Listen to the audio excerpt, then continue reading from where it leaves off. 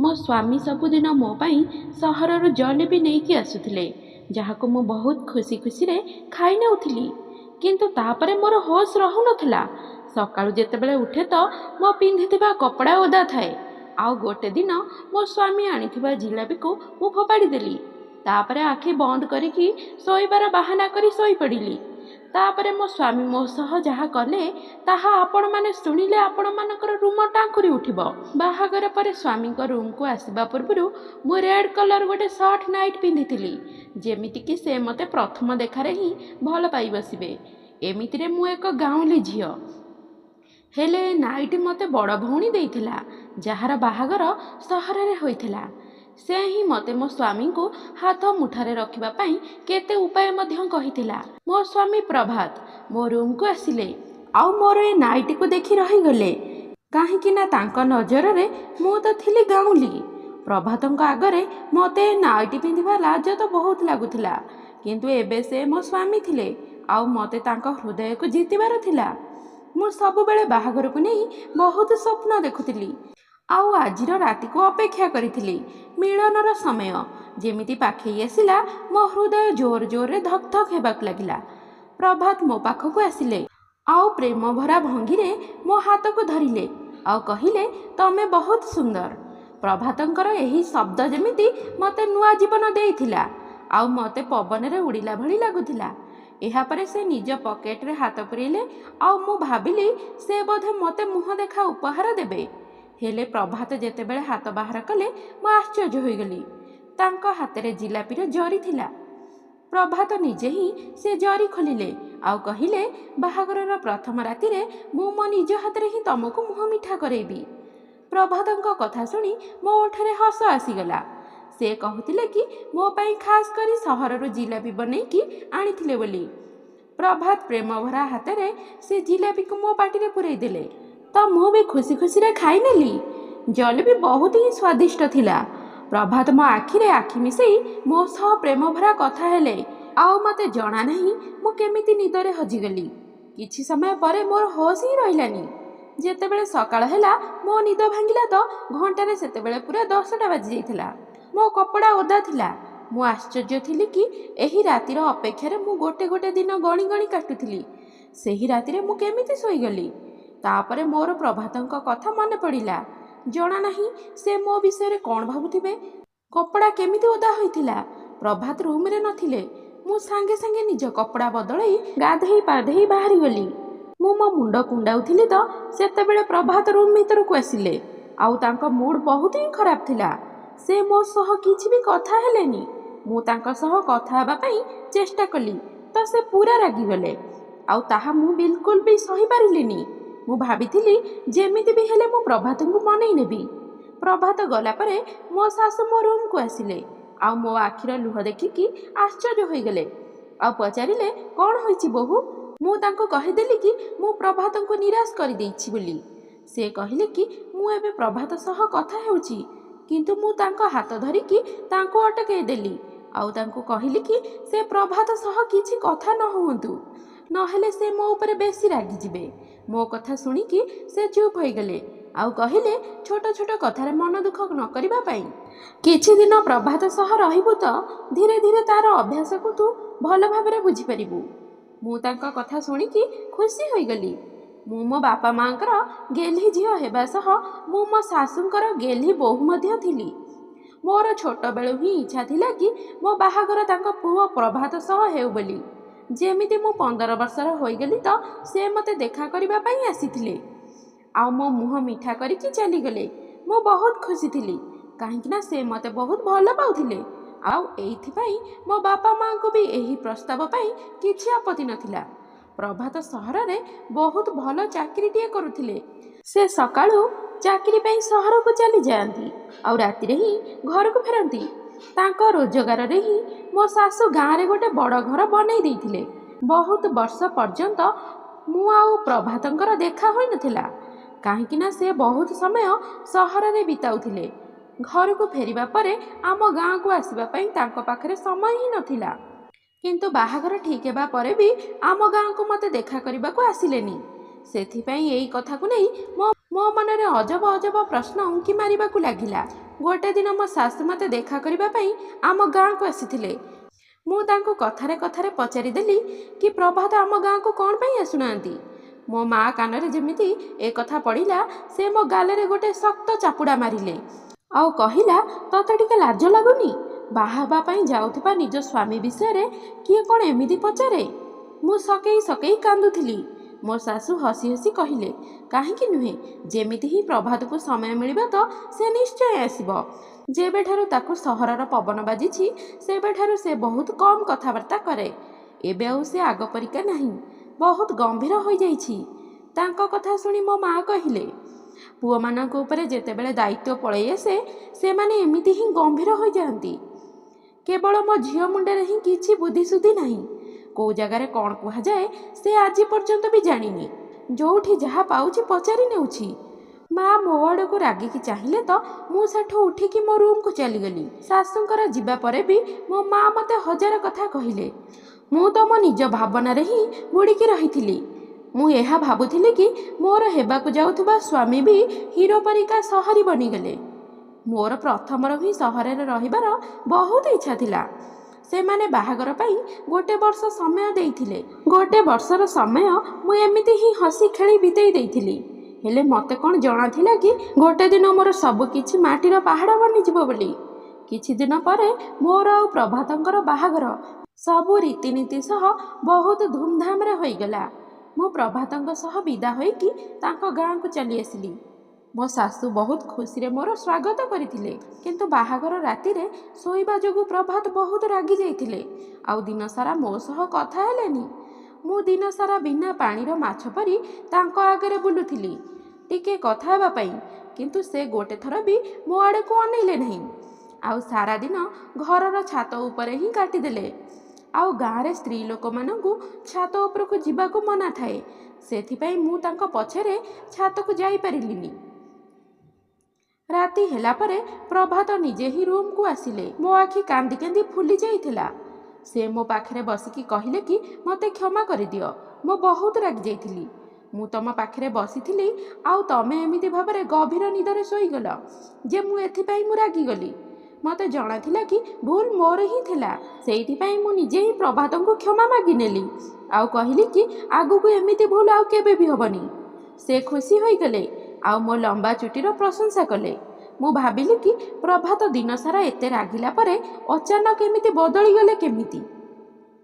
प्रभात पुणी थरे जिलापी बाहर कले आउ निज हाथ पुणी थरे मो पाटी रे पुरई देले आउ कहिले जिलापी खाइले ओठ लाल हो जाए। तुमर ए सुंदर ओठ आहुरी भी सुंदर हो जिवो। तांको कथारे एते प्रेम भरी रहुतिला कि मु लाजई गली। प्रभात मो हाथ धरिले आउ कहूतिले किंतु मोर होश ही नथिला। आउ किछि समय परे मु दुनिया ठारू दूर को चली जाइथिली। आउ थरे पुणी मो आखि खोलिला तो सकाळ 11टा बाजी जाइथिला। मोर होश उड़ीगला। मु जानी सारिथिली कि प्रभात पुणी थरे रागी जाइथिबे। एबे मु किछि बुझी पारु नथिली जे मते एते गभीर निद कोठु आसुछि। मो कपड़ा पूरा पूरी ओदा हो जाइथिला आउ मते शीत करुथिला। मु जल्दी जल्दी गाधेई कि रेडी होई गली। आउ रूम रो बाहर को आसी देखे तो मो स्वामी रागी कि मो सासु को कहूतिले कि तू मते एमितिका झियो सह बाहागर करई देलु जे जहार सोइबार उठिबार किछि समय नहीं। मु केमिति ता सह सारा जीवन चलिबी। ताको एहा भी जणा नहीं जे गाँ रे स्त्री लोक माने सकाळु उठी घरर सब काम करंती बोली। तू एठी सकाळु सकाळु उठी कि घरर सब काम करूछु आउ से महारानी परिका सेठी सोईची। जदि एमिति चलिबो तो मु तम गेली बहु को बेसी दिन पर्यंत ए घरे बर्दाश्त करि परिबिनी। प्रभातंकर एक कथा सुनी मु डरी गली आउ मु भाबी नथिली जे मो स्वामी एते रागी होइथिबे बोली। एहाठारु आगुकु सुनिबा पई मोर पाखरे धैर्य नथिला। मु चुपचाप रोसई घर को चली जाइथिली। मो सासु सतरे दिन सारा घरर काम करुथिले काहेकिना रोसई घर पूरा सफा थिला आउ खरा बेलर खाइबा सबु भी बनि सारिथिला। मो प्रभातंक सह मो सासुंक नजर रे मध्य छोट हो जाइथिली। मते मो निज ऊपर राग आसथिला। जणा नहीं मते कौन हो जाइथिला। उठेइला परे भी उठिलिनी। मु सबु घर को जाइकी देखे तो मो सासु सबु घर काम सारी देइथिले। बोधे एइथिपई प्रभात आवश्यक ठारू अधिक रागी जाइथिले। से पुणी थरे छात को चली गले ଆଉ ତାଙ୍କୁ ଭଲ ଭାବରେ ଜଣାଥିଲା କି ମୁଁ ତାଙ୍କ ପଛେ ପଛେ ଛାତ ଉପରକୁ ଯାଇପାରିବିନି ବୋଲି। ମୁଁ ସାରା ଦିନ କାନ୍ଦିବାକୁ ଲାଗିଲି। ଯେଉଁ ଖୁସି ପାଇଁ ମୁଁ ବର୍ଷ ସାରା ଅପେକ୍ଷା କରିଥିଲି, ମୁଁ ଏ ପର୍ଯ୍ୟନ୍ତ ତାଠାରୁ ଦୂରରେ ଥିଲି। ନାହିଁ, ଏବେ ପର୍ଯ୍ୟନ୍ତ ପ୍ରଭାତଙ୍କର ସାଥୀ ପୁରାପୁରି ଭାବରେ ମୋ ଭାଗ୍ୟରେ ଥିଲା। ନାହିଁ ତାଙ୍କ ହୃଦୟରେ ଜାଗା ବନେଇ ପାରିଥିଲି। ତାଙ୍କ ଶବ୍ଦ ମୋତେ ପୁରାପୁରି ଭାବରେ ଏହା ଜଣାଇ ଦେଇଥିଲା ଯେ ଯଦି ମୁଁ ଆଉ କିଛି ଭୁଲ କରିବି ତାହେଲେ ସେ ମୋତେ ଘରୁ ବାହାର କରିଦେବେ। ଗାଁରୁ ମୋ ମାଆଙ୍କର ବାରମ୍ବାର ଫୋନ୍ ଆସିଥିଲା। ଆଉ ମୋ ମାଆ କହୁଥିଲେ ଗୋଟେ ସପ୍ତାହ ପର୍ଯ୍ୟନ୍ତ ଘରକୁ ଯାଇ ରହିକି ଆସିବା ପାଇଁ। ନୀତି ନିୟମ ହିସାବରେ ବାହାଘର ପରେ ଝିଅ ଘରକୁ ବୁଲିବାକୁ ଯାଏ। କାହିଁକି ନା ପ୍ରଭାତ ଏମିତିରେ ବି ଚାହୁଁନଥିଲେ ମୋ ଉପରେ ଆଗରୁ ହିଁ ସେ ରାଗିଛନ୍ତି। ଏମିତିରେ ଯଦି ମୁଁ ତାଙ୍କୁ ଛାଡ଼ିକି ନିଜ ବାପ ଘରକୁ ଚାଲି ଯାଇଥାନ୍ତି ତାହେଲେ ସେ କେବେ ବି ମୋ ସହ କଥା ହୋଇନଥାନ୍ତେ। ରାତି ହେଲା ପରେ ପ୍ରଭାତ ପୁଣି ରୁମ୍କୁ ପଳାଇ ଆସିଲେ। ମୁଁ ଆଶ୍ଚର୍ଯ୍ୟ ଥିଲି କି ସେ ଅଚାନକ ଠିକ୍ କେମିତି ହୋଇଯାଇଥିଲେ। ମୋ ପାଖରେ ବସିକି ନିଜେ ହିଁ ପଚାରିଲେ କି ତମ ମାଆଙ୍କର ଫୋନ୍ କ'ଣ ପାଇଁ ଆସିଥିଲା। ମୁଁ ସବୁ କହିଦେଲି। ତାପରେ ସେ କହିଲେ କି ବହୁତ ବଢ଼ିଆ କଥା, ତମେ ଯାଅ, ନହେଲେ ମାଆ ଭାବିବେ କି ମୁଁ ମନା କରିଛି ବୋଲି। କାଲିଠାରୁ ମୁଁ ଚାକିରିରେ ବି ଜଏନ୍ କରିବି। ମୁଁ ବି ସକାଳୁ ସକାଳୁ ସହରକୁ ଯିବି ଆଉ ରାତିରେ ଘରକୁ ଫେରିବି। ତମେ ଗୋଟେ ସପ୍ତାହ ସେଠି ରହିକି ଚାଲି ଆସ ଆଉ ମାଆଙ୍କୁ ବି ସାଙ୍ଗରେ ସେଠିକି ନେଇଯାଅ। ମୋତେ ପ୍ରଭାତଙ୍କ ଠାରୁ ଏମିତି ଦୂରରେ ରହିବା ବିଲକୁଲ ବି ପସନ୍ଦ ନଥିଲା। ମୋ ପାଖରେ ଏତେ ସାହସ ନଥିଲା ଯେ ମୁଁ ଆଗକୁ ଆଉ ତାଙ୍କ କଥା ଶୁଣିପାରିଥାନ୍ତି। ଏଥିପାଇଁ ମୁଁ ବି ଖୁସି ଖୁସିରେ ରାଜି ହୋଇଗଲି। ପ୍ରଭାତ ପୁଣି ଥରେ ନିଜ ହାତରେ ଜିଲାପି ବାହାର କରି ମୋ ପାଟିରେ ଖୁଆଇଦେଲେ ଆଉ କହିଲେ କି ତୁମେ ଏହାକୁ ଜଲ୍ଦି ଜଲ୍ଦି ନ ଖାଇ ଆରାମରେ ଖାଅ। ଏହା ସହରର ସବୁଠାରୁ ପ୍ରସିଦ୍ଧ ମିଠା ଦୋକାନର ଜଲାପି। ଏହାଦ୍ୱାରା ତମ ଓଠ ଲାଲ ହୋଇଯିବ ଆଉ ତମେ ଆହୁରି ସୁନ୍ଦର ଲାଗିବ। ମୁଁ ପ୍ରଭାତଙ୍କୁ ଏହିଭଳି ଭାବରେ ବଦଳିବା ଦେଖି ବହୁତ ହିଁ ଚିନ୍ତିତ ଥିଲି। ସେ ଯେତେ ରାଗି ସ୍ୱଭାବର ଥିଲେ ସେ ଭଲ ମଧ୍ୟ ପାଉଥିଲେ ଆଉ ତାଙ୍କର ରାଗିବା ବି ସ୍ୱାଭାବିକ ଥିଲା। ମୋ ଭୁଲ ପାଇଁ ସେ ରାଗୁଥିଲେ। ପ୍ରଭାତ କହିଲେ କି ମୁଁ ମାଆଙ୍କୁ କହିକି ଆସୁଛି ଯେ ତମେ କାଲି ତମ ଗାଁକୁ ଯିବ ବୋଲି, ମୋର ଅପେକ୍ଷା କରିଥିବ। ପ୍ରଭାତଙ୍କ କଥା ଶୁଣି ମୁଁ ହସିଦେଲି ଆଉ ମୁଁ ଭାବି ନେଇଥିଲି କି ଯାହା ହୋଇଗଲେ ବି ମୁଁ ଆଜି ଜମା ବି ଶୋଇବିନି ବୋଲି। ଆଉ ମୋତେ ପ୍ରଭାତଙ୍କର ଅପେକ୍ଷା କରିବାର ଥିଲା। ଗାଁକୁ ଯିବା ପୂର୍ବରୁ ତାଙ୍କ ମନରେ ଯାହା ସବୁ ଭୁଲ ଧାରଣା ମୋ ପାଇଁ ରହିଛି ତାକୁ ଆଜି ଲିଭେଇବାର ଅଛି। ମୁଁ ଜଲ୍ଦି ଜଲ୍ଦି ନାଇଟି ପିନ୍ଧିଦେଲି। କାନ୍ଥରେ ଲାଗିଥିବା ଆଇନାରେ ନିଜ ଓଠକୁ ଦେଖିକି ପୁରା ଆଶ୍ଚର୍ଯ୍ୟ ହୋଇଯାଇଥିଲି। ସେ ସତ ହିଁ କହୁଥିଲେ କି ମୋ ଓଠ ନାଲି ହୋଇଯିବ ବୋଲି। ମୁଁ ଖଟରେ ଆସି ବସିଗଲି ଆଉ ତାଙ୍କର ଆସିବାର ଅପେକ୍ଷା କଲି। କିନ୍ତୁ ସେ ଆସିବା ପୂର୍ବରୁ ହିଁ ମୁଁ ପୁଣି ଥରେ ଶୋଇପଡ଼ିଥିଲି। ସକାଳ 10 ବେଳକୁ ମୋ ଆଖି ଖୋଲିଲା। ସେତେବେଳକୁ ପ୍ରଭାତ ସହରକୁ ଚାଲି ଯାଇଥିଲେ। ସେ ବହୁତ ସକାଳୁ ହିଁ ସହରକୁ ବାହାରି ଯାଆନ୍ତି, କାହିଁକି ନା ସହରକୁ ଯିବା ପାଇଁ 2 ଘଣ୍ଟା ଲାଗୁଥିଲା। ମୋତେ ବହୁତ ଜୋରରେ କାନ୍ଦ ଲାଗୁଥିଲା। ବାହାଘରର ଗୋଟେ ସପ୍ତାହ ପରେ ବି ପ୍ରଭାତଙ୍କ ମୋର କିଛି ବି ସମ୍ପର୍କ ନଥିଲା ଆଉ ପ୍ରଭାତଙ୍କର ରାଗର କାରଣ କେବଳ ଆଉ କେବଳ ମୁଁ ହିଁ ଥିଲି। ମୁଁ ଏହା ଭାବି ଚିନ୍ତିତ ଥିଲି ଯେ ମୋ କପଡ଼ା ଓଦା କେମିତି ହେଉଥିଲା। ବୋଧେ ପ୍ରଭାତ ମୋତେ ପାଣି ପକାଇକି ଉଠାଇବା ପାଇଁ ଚେଷ୍ଟା କରୁଥିବେ। ମୋ ରୁମ୍ରୁ ବାହାରି ଦେଖେ ତ ମୋ ଶାଶୁ ଗାଁକୁ ଯିବା ପାଇଁ ରେଡ଼ି ହୋଇଯାଇଥିଲେ। ମୋ ଶାଶୁ ମୋତେ ଦେଖିକି କହିଲେ କି ପ୍ରଭାତ ତ କେତେବେଳୁ ଅଫିସ ଚାଲିଗଲାଣି, ଏବେ ଆମେ 2 ଜଣ ଚାଲେ ଗାଁକୁ ବାହାରି ଯିବା। ମୁଁ ମନ ଦୁଃଖରେ ନିଜ ବାପ ଘରକୁ ବାହାରିଗଲି। ମୋ ହୃଦୟ ତ ପ୍ରଭାତଙ୍କ ସହ ସହରକୁ ହିଁ ଚାଲି ଯାଇଥିଲା। ଏବେ ମୋର ତାଙ୍କ ସହ ଗୋଟେ ସପ୍ତାହ ପରେ ଯାଇ ଦେଖା ହେବ। ମୋ ଘର ଲୋକ ମୋତେ ଦେଖିକି ବହୁତ ଖୁସି ହେଲେ। ମୋ ଛୋଟ ଭଉଣୀର ଖୁସିର ଠିକଣା କହିଲେ ରହିଲା ନାହିଁ। ଗାଁ ସାରା ମୋ ଆସିବାର ଖବର ପହଞ୍ଚି ସାରିଥିଲା। ସେଥିପାଇଁ ଗାଁର ସ୍ତ୍ରୀ ଲୋକମାନେ ମୋତେ ଦେଖିବା ପାଇଁ ଆସିଯାଇଥିଲେ। ପଡ଼ିଶା ଘର ମାଉସୀଙ୍କ ଝିଅ ସୁନିତାର ବାହାଘର ଥିଲା। ସେ ମୋର ଖୁବ୍ ଭଲ ସାଙ୍ଗ ଥିଲା। ଗାଁକୁ ଆସିକି ମୋତେ ତା ବାହାଘରରେ ବୁଲିବାକୁ ସୁଯୋଗ ମିଳିଯାଇଥିଲା। ବହୁତ ହୋ ହାଲ୍ଲା ହେଉଥିଲା, କିନ୍ତୁ ମୋ ମନରେ ଟିକେ ହେଲେ ବି ଖୁସି ନଥିଲା। ଆଶ୍ଚର୍ଯ୍ୟର କଥା ଏହା ଥିଲା କି ମୁଁ ଯେବେଠାରୁ ଆମ ଗାଁକୁ ଆସିଲି ମୋତେ ବିଲକୁଲ ବି ନିଦ ଆସୁନଥିଲା ଆଉ ପ୍ରଭାତ ରୁମ୍କୁ ଆସିବା ମାତ୍ରେ ହିଁ ମୁଁ ଖଟ ଉପରେ ଶୋଇଯାଉଥିଲି। ଏଠି ତ ମୁଁ ଖାଲି କର ଲେଉଟାଇ ଏପଟ ସେପଟ ହେଉଥିଲି। ବୋଧେ ପ୍ରଭାତଙ୍କ ଭାବନା ମୋତେ ଶୋଇବାକୁ ଦେଉନଥିଲା। ମେହେନ୍ଦି ଦିନ ରାତିରେ ହିଁ ପଡ଼ିଶା ଘର ମାଉସୀଙ୍କ ଭଉଣୀର ପୁଅ ରମେଶ ବାହାଘର ପାଇଁ ସହରରୁ ଗାଁକୁ ବୁଲିବାକୁ ଆସିଥିଲା। ସେ ଛୋଟବେଳୁ ହିଁ ଗାଁକୁ ଯିବା ଆସିବା କରେ। ମୋତେ ଦେଖି ମୋ ପଛେ ପଛେ ବୁଲିବାକୁ ଲାଗିଲା। ମୁଁ ଆଶ୍ଚର୍ଯ୍ୟ ଥିଲି କି ତାର କାରଣ କ'ଣ ହୋଇଛି ବୋଲି। ତା ନଜର ମୋ ଉପରେ ହିଁ ଲାଖି ରହୁଥିଲା। ଏହି କଥାକୁ ବୋଧେ ମୋ ଶାଶୁ ବି ଜାଣିପାରିଥିଲେ। ମୋତେ ବହୁତ ଅଜବ ଗୋଟେ ଡର ଲାଗୁଥିଲା। ପ୍ରଥମରୁ ହିଁ ପ୍ରଭାତ ଆଉ ମୋ ଭିତରେ କିଛି ବି ଠିକ୍ ନାହିଁ। ଆଉ ଏବେ ଯଦି ରମେଶ ବିଷୟରେ ମୋ ଶାଶୁ ଯଦି ଜାଣିବେ ତ ମୋ ସୁଖର ସଂସାର ତ ଭାଙ୍ଗି ଚୁରମାର ହୋଇଯିବ। ସେଥିପାଇଁ ମୁଁ ପଡ଼ିଶା ଘର ମାଉସୀଙ୍କ ଘରୁ ବାହାରି ଗଲି, ନିଜ ଘରକୁ ଚାଲି ଆସିଲି। ଆଉ ରମେଶ ମଧ୍ୟ ମୋ ପଛେ ପଛେ ଆସିଲା ଆଉ ମୋତେ ଅଟକେଇକି କହିଲା ଯେ ମୁଁ ତୁମକୁ ଭଲ ପାଏ, ଯଦି ତୁମେ କହିବ ତାହେଲେ ମୁଁ ତମ ଘରକୁ ପ୍ରସ୍ତାବ ନେଇକି ଯିବି। ରମେଶର ଏକଥା ଶୁଣିକି ମୁଁ ପୁରା ଡରିଗଲି। ମୁଁ ରାଗିକି ରମେଶକୁ କହିଲି ଯେ ମୋ ବାହାଘର ହୋଇସାରିଛି, ଆଗକୁ ତମେ ଯେମିତି ଏଭଳି କଥା ନ କୁହ। ମୋ କଥା ଶୁଣିକି ରମେଶ କହିଲା, ସହରରେ ମୋର ବହୁତ ବଡ଼ ଘର ଅଛି, ଗାଡ଼ି ବି ଅଛି, ମୁଁ ତୁମକୁ ସବୁ ଖୁସି ଦେବି, କିନ୍ତୁ ତୁମେ ତୁମ ସ୍ୱାମୀଙ୍କୁ ଛାଡ଼ି ମୋ ସହ ଚାଲି ଆସ। ମୁଁ ସବୁବେଳେ ତୁମକୁ ଭଲ ପାଉଥିଲି। ମୋତେ ଜଣାଥିଲା କି ମାତ୍ର 17 ବର୍ଷ ବୟସରେ ହିଁ ତମେ ବାହା ହୋଇଯିବ। ମୁଁ ତାକୁ ରାଗିକି ଏକଥା କହିଲି ଯେ ଆଜି ତ ଏକଥା କହିଦେଲ, ହେଲେ ଆଉ କେବେ ହେଲେ ଯେମିତି ଏକଥା ନ କୁହ। ମୁଁ ମୋ ସ୍ୱାମୀଙ୍କୁ ବହୁତ ଭଲ ପାଏ, ଆଉ ତୁମର ଗୋଟେ ଭୁଲ ମୋତେ ବଦନାମ କରିଦେବ। ପରେ ରମେଶ ସାଙ୍ଗେ ସାଙ୍ଗେ ଫେରିଗଲା। ମୁଁ ମୋ ପାଇଁ ସୁନିତାର ବାହାଘରକୁ ଯିବାଟା ମୁସ୍କିଲ ହୋଇଯାଇଥିଲା। ସେ ବାହାନା କରି ନିଜ ଫୋନରେ ମୋ ଫଟୋ ଉଠାଉଥିଲା। ଯେମିତି ସେମିତି କରିକି ଗୋଟେ ସପ୍ତାହ ବିତିଗଲା ଆଉ ମୁଁ ମୋ ଶାଶୁଙ୍କ ସହ ମୋ ଶାଶୁ ଘରକୁ ଚାଲି ଆସିଲି। ପ୍ରଭାତ ବୋଧେ ଆଜି କାମରୁ ଜଲ୍ଦି ପଳେଇ ଆସିଥିଲେ। ଆମେ ପହଞ୍ଚିଲା ବେଳକୁ ପ୍ରଭାତ ଘରେ ଥିଲେ। ପ୍ରଭାତଙ୍କୁ ଦେଖିକି ମୁଁ ବହୁତ ଖୁସି ଥିଲି। ମୁଁ ମୋ ଜିନିଷପତ୍ର ରଖିବାକୁ ଗଲି ତ ପ୍ରଭାତ ନିଜ ମାଆକୁ ଭେଟିବା ପାଇଁ ତାଙ୍କ ରୁମ୍କୁ ଚାଲିଗଲେ। ମୁଁ ଭାବିଲି କି ମୁଁ ବି କିଛି ସମୟ ପ୍ରଭାତ ଆଉ ମାଆଙ୍କ ସହ ବସିକି କଥା ହେବି ବୋଲି, ତାପରେ ଯାଇକି ଘର କାମ କରିବି। ସେଥିପାଇଁ ଜିନିଷପତ୍ର ରଖିକି ମୁଁ ଯେତେବେଳେ ମୋ ଶାଶୁଙ୍କ ରୁମ୍ ଆଡ଼କୁ ଗଲି ତ ଶାଶୁଙ୍କ କଥା ମୋତେ ପୁରା ଆଶ୍ଚର୍ଯ୍ୟ କରିଦେଲା। ମୁଁ ଭାବିବି ନଥିଲି ଯେ ମୋ ଘର ଭାଙ୍ଗିଲା ବାଲା ଆଉ କେହି ନଥିଲେ, ସେ ଥିଲେ ମୋ ଶାଶୁ।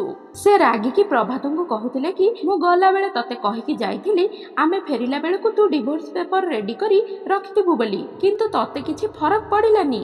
ମୁଁ ମୋ ନିଜ ଆଖିରେ ଦେଖିଛି କି ତୋ ସ୍ତ୍ରୀ କେତେ ଖରାପ, କିନ୍ତୁ ତୁ ତ ଆଖି ବନ୍ଦ କରି ରଖୁଛୁ। ପ୍ରଭାତ କହୁଥିଲେ କି ମା, ମୁଁ ତାକୁ ଛାଡ଼ିକି ରହିପାରିବିନି। ସେ ମୋ ସ୍ତ୍ରୀ, ମୁଁ ତାକୁ ଭଲ ପାଏ। ସେ ହଜାର ଭୁଲ କଲେ ବି ମୁଁ ତାକୁ ମୋ ଜୀବନରୁ କେବେ ବି ଦୂରେଇ ଦେଇପାରିବିନି। ପ୍ରଭାତ ମୋ ଭଲ ପାଇବା କଥା କହୁଥାନ୍ତି, ହେଲେ ମୋ ଶାଶୁ ମୋ ବିଷୟରେ ବହୁତ ଖରାପ କଥା କହୁଥିଲେ। ଏସବୁ କ'ଣ ଘଟି ଯାଉଥିଲା? ମୋ ଶାଶୁ ମୋତେ ଏତେ ସ୍ନେହରେ ବାହା କରିକି ଆଣିଥିଲେ, ତାହେଲେ କ'ଣ ପାଇଁ ମୋର ଡିଭୋର୍ସ କରାଇବା ପାଇଁ ଚାହୁଁଥିଲେ? ଆଉ ପ୍ରଭାତ ଯିଏକି ସବୁବେଳେ ରାଗୁଥିଲେ, ସେ କେତେ ଭଲରେ କଥା ହେଉଥିଲେ। ମୋ ପାଇଁ ସେ ନିଜ ମା ସହ ଝଗଡ଼ା କରୁଥିଲେ। ମୁଁ ପୁରା ସମସ୍ୟାରେ ପଡ଼ିଯାଇଥିଲି। ରାତିରେ ଯେତେବେଳେ ପ୍ରଭାତ ରୁମ୍କୁ ଆସିଲେ ମୋର ବିଲକୁଲ ବି ଜିଲାପି ଖାଇବାର ଇଚ୍ଛା ନଥିଲା। ମୁଁ ଜିଲାପି ଜରିକୁ ତାଙ୍କ ହାତରୁ ନେଇଗଲି। ଯେତେବେଳେ ମୋ ଶାଶୁ ତାଙ୍କୁ କିଛି କାମରେ ଡାକିଲେ ତ ସେ ରୁମ୍ରୁ ବାହାରି ଚାଲିଗଲେ। ମୁଁ ଚାଲାକର ସହ ସେ ଜରିଟିକୁ ଗୋଟେ କଣରେ ଲୁଚେଇ ଦେଲି ଆଉ ଭାବିଲି ମୋତେ ନିଦ ଆସିବନି, ସେଥିପାଇଁ ଆଖି ବନ୍ଦ କରିକି ଶୋଇଗଲି। ଯେତେବେଳେ ପ୍ରଭାତ ରୁମ୍କୁ ଆସିଲେ ଆଉ ମୁଁ ଯାହା ସବୁ ଦେଖିଲି ମୋର ତ ଜୀବନ ଚାଲିଗଲା ଭଳି ଲାଗିଲା। ମୋତେ ମୋ ଆଖି ଉପରେ ବିଶ୍ୱାସ ହେଲାନି। ପ୍ରଭାତ ଗୋଟେ କାହାକୁ ଡାକିକି କହିଲେ ଭିତରକୁ ଆସିଯାଅ, ଏଇ ତ ପୁରା ବେହୋସ ହୋଇଯାଇଛି। କିଛି ସମୟ ପରେ ଗୋଟେ ସୁନ୍ଦର ଝିଅ ମୋ ରୁମ୍କୁ ଆସିଲା। ସେ ମୋ ବିଛଣାରେ ପ୍ରଭାତ ସହ ବସି ପଡ଼ିଲା। ଆଉ ସେ ଦୁଇ ଜଣ ଯେମିତି ଭାବରେ ଏକା ସାଙ୍ଗରେ ଥିଲେ ମୋ ଜୀବନ ଚାଲିଗଲା ଭଳି ଲାଗିଲା। ତାଠୁ ଅଧିକା ମୋ ସହିବା ଶକ୍ତିଠୁ ବାହାର ଥିଲା। ଥଣ୍ଡା ପାଣି ପାଇଁ ମୋ ପୁରା ଶରୀର ଶୀତରେ ଥରୁଥିଲା। ମୁଁ ଉଠିକି ବସିଗଲି। ମୋତେ ଉଠିବାର ଦେଖିକି ସେମାନଙ୍କ ଆଖି ଖୋଲା ହିଁ ରହିଗଲା। ମୁଁ ପ୍ରଭାତଙ୍କୁ ରାଗିକି ବଡ଼ ବଡ଼ ଆଖିରେ ସେମିତି ଅନେଇଥାଏ।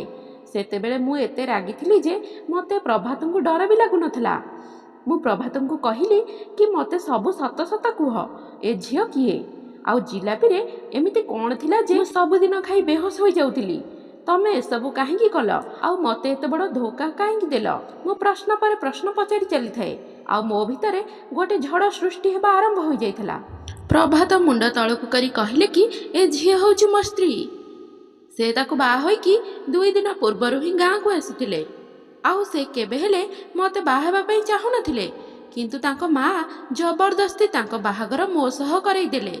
ସ୍ତ୍ରୀ କଥା ଶୁଣିକି ତ ମୋ ପାଦ ତଳୁ ଯେମିତି ମାଟି ଖସିଗଲା ପରି ଲାଗିଲା। ପ୍ରଭାତ କହୁଥିଲେ କି ଆମ ବାହାଘରକୁ ଅଟକେଇବା ପାଇଁ ସେ 2 ଦିନ ପୂର୍ବରୁ ରୀମାକୁ ବାହା ହୋଇକି ନେଇ ଆସିଥିଲେ। ସେ ଭାବିଥିଲେ କି ସେ ଯଦି ରୀମାକୁ ବୋହୂ କରି ନେଇ ଆସିବେ ତାହେଲେ ତାଙ୍କ ମା ବୋଧେ ମୋ ସହ ତାଙ୍କ ବାହାଘର ଭାଙ୍ଗିଦେବେ। କିନ୍ତୁ ତାଙ୍କ ମା ତାଙ୍କର କୌଣସି କଥା ଶୁଣି ନଥିଲେ। ଆଉ ସେ ପ୍ରଭାତକୁ ବାଧ୍ୟ କରୁଥିଲେ କି ରୀମାକୁ ଡିଭୋର୍ସ ଦେବା ପାଇଁ। ପ୍ରଭାତ ରୀମାକୁ ଛାତ ଉପରେ ଥିବା ରୁମ୍ରେ ରଖିଥିଲେ, କାହିଁକି ନା ସ୍ତ୍ରୀ ଲୋକମାନଙ୍କୁ ଛାତକୁ ଯିବା ପାଇଁ ମନା ଥିଲା। ସେଥିପାଇଁ ପ୍ରଭାତକୁ ଜଣାଥିଲା ଯେ ମୁଁ କେବେ ବି ତାଙ୍କ ପଛେ ପଛେ ଛାତକୁ ଯିବିନି ବୋଲି। ପ୍ରଭାତ ଜାଣିଶୁଣି ଜିଲାପିରେ ନିଦ ମେଡ଼ିସିନ ମିଶାଉଥିଲେ କି ମୁଁ ଯେମିତି ଶୋଇଯିବି, ଆଉ ସେ ସବୁଦିନ ରାତିରେ ମୋ ରୁମ୍ରେ ହିଁ ରୀମା ସହ ସମୟ ବିତାଉଥିଲେ। ରୀମା ବାହାଘର ପୂର୍ବରୁ ସହରରେ ଚାକିରି କରୁଥିଲା, ସେଥିପାଇଁ ମାଆଙ୍କୁ ଲାଗୁଥିଲା କି ସେ ଜଣେ ଚରିତ୍ରହୀନା, ଆଉ ସେଇଥିପାଇଁ ମା ବାରମ୍ବାର କହୁଥିଲେ ରୀମାକୁ ଡିଭୋର୍ସ ଦେବା ପାଇଁ। ପ୍ରଭାତ କହୁଥିଲେ କି ରୀମା ମୋର ପ୍ରଥମ ପ୍ରେମ। ପ୍ରଭାତ କହୁଥିଲେ କି ମା ମୋତେ ଆତ୍ମହତ୍ୟାର ଧମକ ମଧ୍ୟ ଦେଇଥିଲେ, ସେଇଥିପାଇଁ ସେ ମୋତେ ବାଧ୍ୟ ହୋଇ ବାହା ହୋଇଥିଲେ। ପ୍ରଭାତ ରୀମାକୁ କୌଣସି ପରିସ୍ଥିତିରେ ବି ଛାଡ଼ି ପାରିବେନି ବୋଲି କହିଲେ। ପ୍ରଭାତ ମୋତେ ସବୁ ସତ କଥା କହିଦେଇଥିଲେ, ଯାହାକୁ ଶୁଣିଲା ପରେ ମୋ ପାଖରେ କହିବା ପାଇଁ କିଛି ଶବ୍ଦ ହିଁ ନଥିଲା। ମୁଁ ଜାଣିଯାଇଥିଲି କି ମୋ ଶାଶୁ ସେଦିନ ରୀମା ଆଉ ପ୍ରଭାତଙ୍କ ଡିଭୋର୍ସ କଥା କହୁଥିଲେ, ଯାହାକୁ ମୁଁ ଶୁଣିକି ଭୁଲ ବୁଝୁଥିଲି। ମୋ ଜୀବନ ବର୍ବାଦ ହେବା ପଛରେ ପ୍ରଭାତ ଦାୟୀ ନଥିଲେ, ବରଂ ମୋ ଶାଶୁ ହିଁ ଦାୟୀ ଥିଲେ, ଯିଏକି ଏହାସବୁ ଜାଣିଲା ପରେ କି ତାଙ୍କ ପୁଅ ନିଜ ପସନ୍ଦର ଝିଅକୁ ବାହା ହୋଇଛି ବୋଲି ମୋ ସହ ତାଙ୍କ ପୁଅର ବାହାଘର କରେଇଥିଲେ। ମୁଁ ପ୍ରଭାତକୁ ନେଇକି ଅନେକ ସ୍ୱପ୍ନ ଦେଖୁଥିଲି। ଏମିତି ମଣିଷ ସହ ମୁଁ କେବେ ବି ଜୀବନ ବିତେଇ ପାରିବିନି, ଯିଏକି ଆଉ କାହାକୁ ନିଜ ହୃଦୟରୁ ଭଲ ପାଉଛି, ଆଉ ତା ପାଇଁ ମୋତେ ନିଶାବାଲା ଜିଲାପି ଖାଇବାକୁ ବି ଦେଇପାରିଲେ। ମୁଁ ମୋ ଜିନିଷପତ୍ର ପ୍ୟାକ୍ କରିକି ମୋ ଶାଶୁଙ୍କୁ ପ୍ରଣାମ କରିକି ଆମ ଗାଁକୁ ଚାଲି ଆସିଲି। ମୋ ଶାଶୁ ମୋତେ ଅଟକାଇବା ପାଇଁ ବହୁତ ଚେଷ୍ଟା କଲେ, ଆଉ ବାରମ୍ବାର ମୋତେ କହୁଥିଲେ କି ରୀମାକୁ ପ୍ରଭାତ ଛାଡ଼ିଦେବେ ଆଉ ମୋ ସହ ରହିବେ ବୋଲି। କିନ୍ତୁ ମୁଁ କେବେ ବି ଏମିତି ଲୋକ ସହ ରହିବାକୁ ଚାହୁଁନଥିଲି, ଯିଏକି ମୋତେ ଭଲ ହିଁ ପାଉନଥିଲା। ମୁଁ ମୋ ବାପା ମାଆଙ୍କୁ କହିକି ପ୍ରଭାତ ଠାରୁ ଡିଭୋର୍ସ ନେଇଯାଇଥିଲି। ମୁଁ ମୋ ବାପା ମାଆଙ୍କର ଗେହ୍ଲା ଝିଅ ଥିଲି। ସେ ମୋତେ ନିଜେ ହିଁ ଏମିତିକା ନିଆଁରେ ପେଲି ଦେବାକୁ ଚାହୁଁନଥିଲେ। ପଡ଼ିଶା ଘର ମାଉସୀଙ୍କ ଦ୍ୱାରା ରମେଶକୁ ଖବର ମିଳିଯାଇଥିଲା କି ମୁଁ ଏବେ ପୁଣି ଥରେ ଏକା ହୋଇଯାଇଥିଲି ବୋଲି। ସେଥିପାଇଁ ସେ ତା ଘର ଲୋକଙ୍କୁ ପଠେଇ ମୋ ବାହା ହେବା ପ୍ରସ୍ତାବ ଦେଇଥିଲା, କିନ୍ତୁ ମୁଁ ଏବେ ବାହା ହେବା ପାଇଁ ଚାହୁଁନଥିଲି।